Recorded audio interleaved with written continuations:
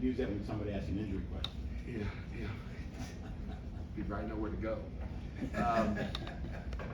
Happy Monday. We closed a chapter on the game Saturday. Obviously, disappointing loss. We didn't get what we wanted out of our team.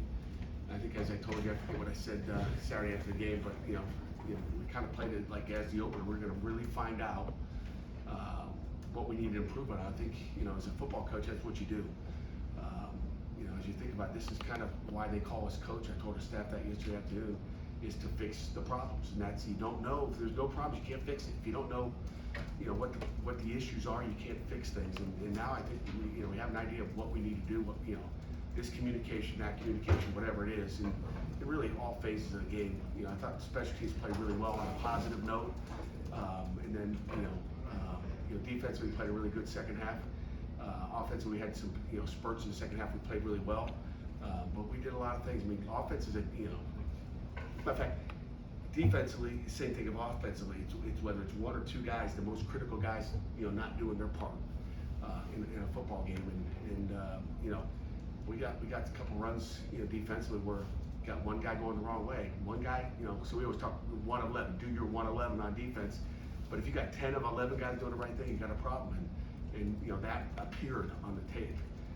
It appeared, on the offense tape as well,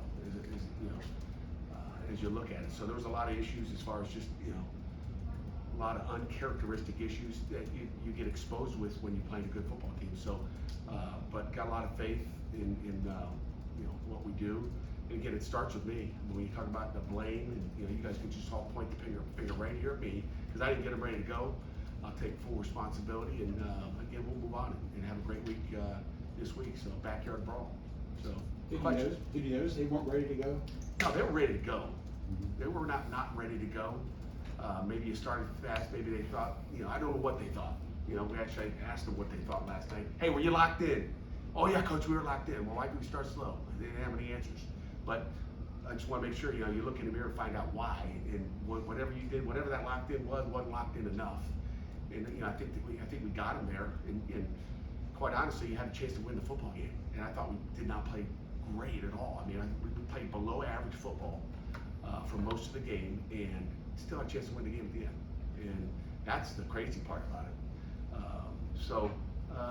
It happens. It happens in life. I mean, sometimes that happens in every part of your life. So, we'll regather, close the chapter, and move on. Now, when you looked at the difference between the defense in the first half and the second half in the run game, what was the biggest difference in the margin you saw of error? Because when you talked to Shane, he talked about inside zones, outside zones, and reading keys. In the second half, you guys did dominate. Now that you've had time to look at it, what was it? Just little tiny things. I mean, looking at Shane, watching the tape, I mean, he's pointing one time, like they had unbalanced set, he's pointing to tight end who's over there. Well, then he forgets to do anything else. Like, there's a lot of things going on, and that doesn't even mean, he's just trying to over communicate, trying to do his job as a mic. And D-ends are pointing, Sammy O's pointing. It's like, who cares about that guy? Get lined up and read your key, whatever that may be. So that's just one minor thing, but those are all over the field. So it's details. And we talk all the time about, in fact, it's one of the things I talked about before we left the hotel was, if you take care of the little things, the big things will take care of themselves. If you don't take care of little things, and again, it's the same thing on offense. If you rush around, these guys are trying to run as fast as they can. But you got to remember, just as fast as you can is not always the best. It's detailed the best you can. And those all affect everybody. And, we didn't do a good job pass protecting up front at all. I think out of 44 plays, Coach Six had written down we had 25 pass protection issues. But again, you're trying to play hard, you're trying to be aggressive, you want to punch that guy, and you move too hard this way, and all of a sudden someone loops and you can't react. Like, so you gotta be under control, and you can be cranked up and ready to go, but if you don't play under control and do your job, you'll have issues. But we'll learn from it. That's a great thing, is you learn from it. And on Saturday night, Corleone said in the second half you guys started blocking him one-on-one. Was that an adjustment you guys made at halftime, or is that just like checks at the line by Jake? How did he get into those situations? It all depends on what the the protection was, number one. Defensive linemen, they always got little things. We ran the ball more in the first half. Okay, then you got to know passing game, so there's going to be more. I mean, when you're playing, 3 down, that guy's going to be on it. The guard's got to kind of, sift for the the defensive end, what's going on. If there's 2 guys coming off the edge, well, a guard can't help. So it all depends on what the pressure is. To answer your question. Pat, when you got called to start the game, came out and threw 3 passes, was that scripted or was that something that was being seen on defense? It was something being seen on defense, and me and Coach Cinetti talked about that, and he's like, I wish I could do it over again. It's like, but that's part of it. You got your plan about what you want to go in there, and we can have a better plan. Again, that's why I say it's coaches. It starts with me and it trickles down. We can do a better job of putting our kids in better position to make plays. There's a lot of elements that go into the outcome of a football game: execution, talent, scheme. Was it more execution Saturday night than anything else? Well, again, I think it starts with the coach. As Amanda talked about, the 3 passes start off. I was kind of the same way, Amanda, going to 3 passes. I want to run the ball. But then if you'd have known that you were going to be passing the ball in the second half, you'd have run those balls. You'd had 3 straight runs. What was your question again? Execution, talent, Execution. scheme. It's everything. It's not. It's never one thing. I think everybody wants to put. You guys all want to put your finger on this one thing that it is, and it's everything. And again, it ain't the quarterback. It ain't just the O-line. It's the receivers. It's the tight ends. Why didn't the receiver peek back? I mean, they got to peek back when we're throwing hot. You didn't look back. Like what? Quarterback wants to throw it to you, and then he gets hit because you didn't look back. So, all those things play into it. But it's never just one thing. It's execution. There's not a coach in the country that doesn't come after a game like that and go, man, I wish I'd have done that. You don't watch tape on defense going, man, that was a great call. Every one of my calls were great, by the way. These guys didn't execute. It just doesn't work that way. That's not how a team works. That's not how we think. That's just not in our DNA. We can always be better. We put down on tape if it's structure, if it's physical, mental. When you talked about, all those things. I mean, every play we break down, I think I've told you this in the past, it's mental, physical, structural. Structural means, man, what a crappy call that is. Man, that's, they had a good defense for our play, and that happens in games. We don't know exactly what they're in, so you try to eliminate those, and we can always be better, and you can have a better gauge on what our guys can do as well. So. You also want to coach up the guys who make mistakes, but is there also some temptation to give some other guys some opportunities because of some of the things that you've seen? Yeah, I mean, you'd like to. I mean, but you want to see the same mistakes happen the next week when that guy gets in there. So little by little, yes. Pat, you brought up over communication when it came to Shane and some of the checks that he was doing pre-snap. Is it easier to correct over communication or a lack of communication from your experience? It's easier for Shane to, it's easier to have over communication. I'd rather have the over communicator and he's like, I got it, coach. That doesn't mean anything. They're worried about a trick play. I won't mention what it is. They're worried about a trick play, and that's why they want it. He's pointing, so the safeties, anytime a tight end is there by himself and it looks like he's in an offensive tackle's position, you're worried about him. It's unbalanced, but he's eligible. Okay, sometimes unbalanced, he's ineligible, and they cover him up. But they were worried about it because he was eligible, because they looked out and saw the receiver. So they were just worried about a trick play where someone would turn a guy loose and give up a big play. So over communication is a lot better, but they got to understand that once you point, we're good. Move on and get your job done too, because we can't have all the focus over here and then they go run the ball over there and you don't even know. How do you feel your safeties played Saturday? You know what? Solid at times. I thought Donovan Bell played a good games. Javon McIntyre played pretty solid. PJ, played a little soft at times. We'd like him to be a little tighter coverage, but that goes with Eric Hought and DeMar Hamlin were the same way at his age. So it's all just a feel in the game, and it takes experience too. I mean, it's not something that just comes automatic. So we'll tighten up that this week and make it better. Donovan played a lot in the second half. I think after the first 2 series, I think he was in for the rest of the half. I mean, is he making a case for more playing time? Do you get more of a 50-50 or more rotation? Yeah, no doubt about it. And again, that's what we're waiting to see. And that's what you try to figure out who these guys are, what they're doing, and how they're playing. But he played good, and there's no question about it. Pat, what do you need to see better from Phil this week? Get the ball out quicker. Again, when you get hit 21 times, okay, and any NFL quarterback can tell you when you get hit 21 times in a game and you get hit early when you shouldn't, you're going to struggle. So like everybody wants to point the finger at Phil, and again, that's why you try to say, not say too much prior to watching the videotape, and then when you watch a videotape, it's you know, it's a lot more than him, you know, knowing where to go with the ball. I mean, he knows where to go with the ball. It's just getting everything to be the right way and keeping, as we talked a week ago, we got to clean up our protections. We got to keep it cleaner, and it wasn't good enough versus better competition.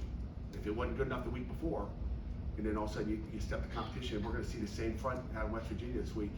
And I'm sure we'll see a lot of same blitzes. So we'll be, you know, preparing for West Virginia's defense, and we'll be cleaning up, you know, all the blitzes we saw against Cincinnati. Pat, on the note of Phil, he had some strong words about the crowd's reception to the offense's play in the second half. I was wondering, you know, what your thoughts were on his reaction to the booing and your personal reaction to your offense getting booed. Yeah, you're probably booing me. I didn't, you know, number one, I don't hear it, and you know, fans are going to be passionate. I really don't care about the guys in his basement on Twitter. I don't, you know, I hope our kids don't listen to that, and you know, it doesn't really matter. I mean, if that's what you want to do, you want to do. But you know, I'm not dealing with it. I'm not the guy in the basement, and you know, we're disappointed enough. You know, we're going to stay positive in this room, and that's kind of what I got to say about that. Did you have any words for Phil about his comments? No. Pat, looking at West Virginia, they don't have. Didn't really hear about it. It doesn't really matter. Sorry, looking at West Virginia, they don't have a guy like Ford Wheaton, who was really a big factor in last year's game, but they still have Donaldson at tailback, though he might be less of a surprise this year. What do you expect to see from West Virginia on offense this week? Well, you know, C.J. Donaldson's a good football player. Green, the quarterback's athletic. He's a weapon. They like to run the football. They got a bunch of RPOs. Again, C.J.'s 240 pounds. He's a load. He's hard to get down. You know, again, our opener last year seemed like our opener this year against Cincinnati. So hopefully, you know, we'll be tied in more. You know, just we've seen live bullets in the game. You know, won't be a surprise as much as it was last year. So I think, you know, I think we're better prepared, but they're better prepared. They got, you know, experience. I think they got 9 guys returning on offense. Their entire line and tight end are back. Neil Brown does a great job scheming you up. You know, he's obviously calling the plays as well, so I think he does a good job play calling as well. I don't think he called them last year. So we'll have a totally different play caller. They do a lot of different stuff, and you know, it's like preparing for a whole different offense. Although, you know, they saw some of our weaknesses a year ago, so they do a good job scheming up. You know, with formation of boundary and some different things that got us that we'll hopefully be more prepared for. But he's not going to go back to, and I'm assuming, and we'll still practice it, but he's not going to go back to the same stuff. He'll find some other stuff and he'll try to pick on it. And Louisville did a great job as well. I mean, Cincinnati, Louisville, whatever, Satterfield did a great job of seeing different stuff that we had never seen before either. When you look at your guard positions, how does Ryan Baer factor in, either as an option to put back in there, because you have him there a little bit in the spring, or to 7 to tackle, maybe have one of your tackles? You know, big discussion. You know, Ryan Baer's a great player. You know, he's kind of like that third tackle, and you got to be careful of repping a guy, you know, at different positions. And again, he's the master of all, you know, jack of all, master of none. And that's our concern with a young guy like that. We want him to be that next tackle, go in and get him prepared to play right and left, whatever we want to do there. But you know, play him at 3 different spots. You know, are we doing him a disservice? He certainly could go in there and play guard. You know, we'll look at it this week and find out what our best options are.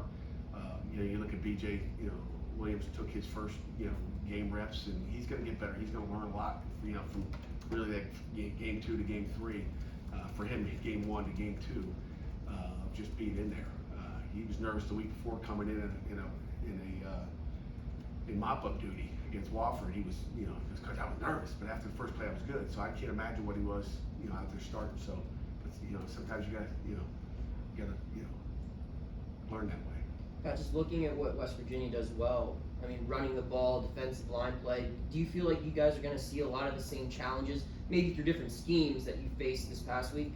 Yeah, and, you know, a combination of what we saw last year. So, and they rushed for 190 yards a year ago against us in the opener, and had a couple big plays. We can't let what happened Saturday happen again defensively. We got to come out and, you know, it doesn't matter what they throw at you, we got to react the right way. We've seen a lot of different stuff through camp. And again, we'll show them a bunch of different stuff this week and try to prepare as well as we can without knowing exactly how they want to attack us. You know, with Coach Brown, you know, making the call. So you got to react and read your keys and just, you know, do your 111. You want to play West Virginia every year? Yeah. Pat, you've never had the chance to coach in Morgantown for an away game? I mean, are you excited? Do you like coaching As in a these? head coach, I haven't. But As I- a head coach, I'm saying, yeah. Yeah. Do you enjoy coaching in these hostile environments, these big rivalry games? I think every player and coach does. I mean, I like coaching, period. I like playing wherever we get to play. I like going to different places. I think that's all part of the pageantry of college football. So, yeah, I think everybody embraces that. Pat, you mentioned it was your first one as head coach. What did you learn about the rivalry from that matchup last year? We'll learn more going down there. I think the kids will really learn what the rivalry is on the road and how hostile it is. But rivalries are rivalries, Jeff. I mean, it's nothing more than any other game for me. We know we're down just down the road, but it's a football game that means a lot to a lot of people. I think Pitt fans are passionate. West Virginia fans are passionate. And it comes down to passion. So people want to see you play well in those games. So. Does it remind you of Ann Arbor versus East Lansing? Yeah, I mean, it's just, no question. Cincinnati versus Miami, Ohio, that big rivalry we had there. I mean, there's all those rivalry games. Notre Dame versus Michigan State. There's a bunch of them out there. I would say that's a big rivalry game. Is there any chance that you think any of your players could have overlooked Cincinnati and been looking ahead towards West Virginia because of the rivalry? You know what, man? If I knew that, I'd put a stop to that. I don't think so. I don't know how you overlook Cincinnati. Trying to play them up, and I think it's how we executed, and we got to get better. I don't think that, but I mean, when you hear of a team playing in the playoffs, the team playing in the playoffs and the team not playing in the playoffs, which one are you thinking about? I'm thinking about the one that's right in front of us. But hey, I'm not on Twitter. I'm not on Facebook and knowing what everybody's looking at and hearing about. I don't know. Maybe you guys know better than I do. Pat, how do you grade out your safeties through 2 games? They're a new pair that are working together as starters for the first time. Now that you've had a chance to see against an FCS team and an FBS team, what are your thoughts on that? I'd say, B- probably right now. I mean, but, give the whole defense a B- right now after, I don't even care about game 1. It doesn't even, what do you get from that? But, B- right now and go like this. I just think we're going to continue to get better and better offensively and defensively. That's what we do. We knew we had a sky punt issue. We should have had 2 dropped inside the 1. We just didn't get a great punt the second one, but almost had a shot at the 1. But, just those are the things you want to get better, and you want to keep working at it, and you want to see where your weakness is so you go out. I mean, we got all kinds of good drills set up for tomorrow's practice. I mean, just little things that you got to work on throughout the practice and different stuff in team periods that, it's like, this is going to be good. Pat, what do you see from their quarterback? Reed? I see a guy that, is athletic. 5'11" guy that's really athletic. He's a real athlete. He's physical, he's tough, he's a competitor, he's a run threat. He can throw it. He can throw all the RPOs it needs to throw. I think he's throwing for 200 yards a game, which is good. When they're running the ball 70% of the time or 65% of the time. So, we got obviously games from last year that he played. And, I think he started against Oklahoma and Oklahoma State and played really well. So, I mean, he's played in big games. And I just think he's a competitor. He's a tough dude. RPOs are pretty popular these days. Do they use RPOs more than maybe some Yes. other teams do? Yes, they use them a lot. What percentage? 60%. That's high. That's really high. Like, it's really high. So we've been working a lot on that. That's something we haven't seen a ton of this year. So it's a whole new thing. But we've seen him in the past. But no, every run they have will have a run pass option off it. Whether it's a screen out there, whether it's vertical routes, they run some quarterback zone read. He'll keep it. They got vertical routes running out of the off the edge by 2 receivers. So there's all kinds of different ones they have. So we got to do a good job of playing those guys because they put you in a one-on-one situation, depending on what defense you're in, and you got to make plays. How do you get your tight ends more involved, especially Gavin? It seemed like when he got more targets, the offense started flowing, or at least sparked a lot quicker. What do you guys have to do to make sure that's Throw it to him. I throw it to him. I guess, right? I mean, that's a good question, Chris. Just got to target him more, I guess. But when you got a pass game and you're in your pass game, it's more based on what they're giving you. And when he's getting some shots down the top, it's cover 2. Right. And that's where, Phil's supposed to go with the ball. And one time he overthrew him, or kind of threw it behind him, and one time it was covered too. So different concepts, different plays, different coverages, all, there's times they're right on him, and if they're right on him, you can't throw it to him anyway. So it depends on the coverage he's got to get open to. But how does a quarterback balance that where like, hey, I have a playmaker and I want to get him the ball versus I have to go where the defense is taking me? Because that seems like sometimes that can be the make or break of what makes a great play. It's hard. You can't force the ball somewhere where it can't go. So, you got. It's all dictated on your reads and your progression. Yeah, Easy as and that. final, before we wrap up. Do you have time, or do you have the ability to kill the call, the offensive call, play call? If you want a bunch of delay of games, Do you know? I'm not messing with a defensive call unless I call timeout. But you're gonna get delayed game. I mean, you can't do that. And again, if you were sitting up in the box here, I wouldn't disrespect you, but I'd say, God, Jerry, that was a terrible call. I'd say, let's see how it works, Jerry. I mean, again, these calls, these plays, coaching decisions, all those things are, flip a coin sometimes. I mean, it depends on what they're doing. Was it a good call, bad call? Sometimes I'm like, no, don't do that. And, in my mind, and all of a sudden, it's like, it's a sack. It's like, oh, it's a great call. Good job. Even the first play of the game with the defensive ran, I'm like, ooh, I don't know if I like this call. It ended up being a really good call, but you don't know. But you hope everything you have on your game plan has a chance to be successful, or you wouldn't put it on the game plan. You hope everything on the game plan is, has a chance to be successful, or you wouldn't have it on there. But it's got to be executed. And then there's some maybe calls that just but I hope they don't do that when I do this. But that's going to happen. But nothing surprises you when you see the call. We talked about that Thursday. Game plan's a game plan. Coach, thank you very much. All right, guys.